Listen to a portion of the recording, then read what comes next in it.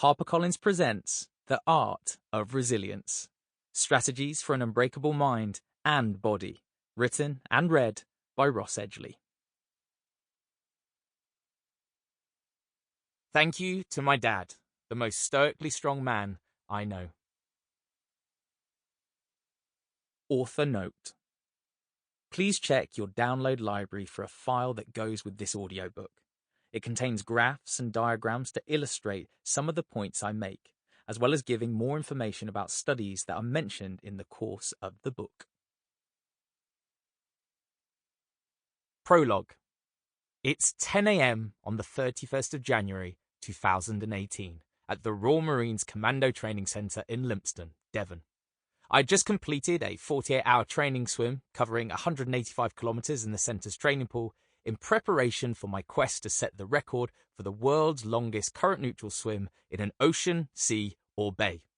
I was planning to take on this challenge around Bermuda, where the waters were warm, the food was great, and I knew lots of people with boats, so plenty of support would be at hand. Entering the officers' mess, an area where military personnel socialise and eat, I sat down with my good friend Ollie Mason, a Royal Marine captain, head rugby coach, and my temporary training instructor to reflect on the last few days. Perched on a couple of grand leather sofas, we drank tea and spent the first few moments in silence. Looking around, it always felt like such a privilege for me just to be here. Hundreds of officers would have passed through these doors over the years. Yet this place still possessed a kind of timeless, old-fashioned opulence and came complete with solid oak bookcases, polished brass door frames, a grand piano in the corner, and a huge painting depicting a group of commandos receiving their green berets and becoming fully fledged Royal Marines. The silence was broken as we were joined by one of the older officers. "You boy," he said, pointing at my shriveled feet and hands.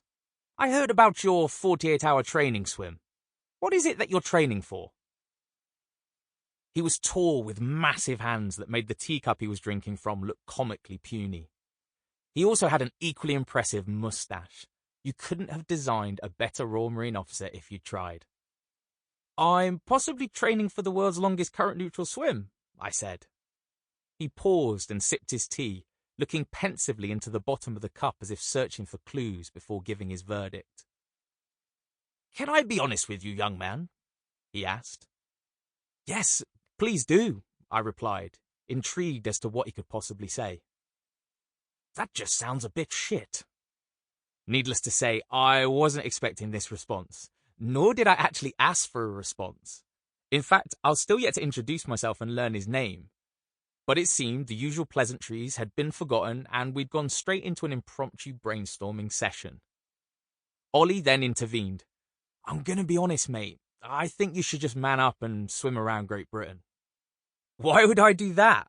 I asked, stunned at the scale of his proposed swim. "Well, I can think of at least 3 reasons," he said. "It's about 1,800 miles, so would be the longest staged sea swim in human history. You'd be bringing that record back home to British waters. And it doesn't sound as shit as a current-neutral swim in Bermuda." I paused to consider his logic. At first, I dismissed the idea. Sipping my cup of tea in a semi-conscious and heavily chlorinated state, I laughed, shook my head, and shuddered at the thought of spending my summer ploughing through some of the most treacherous currents in the world up and down the coast of Britain. But as the night wore on and the tea supply ran low, I have to admit it no longer seemed like the worst proposition in the world.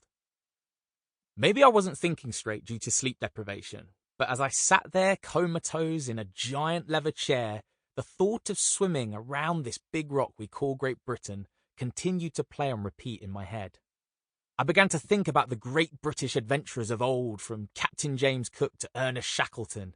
It seems adventure and exploration are ingrained in our British DNA, and the idea of following in their footsteps, in my own smaller way, had now lit a fire under my belly that even an energy-sapping 48-hour, 185-kilometre training swim couldn't extinguish.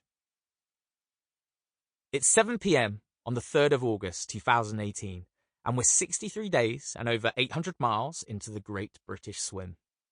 We've reached the Gulf of the Corrie of Wrekin, a narrow strait between the islands of Jura and Scarborough off the west coast of Sample complete. Ready to continue?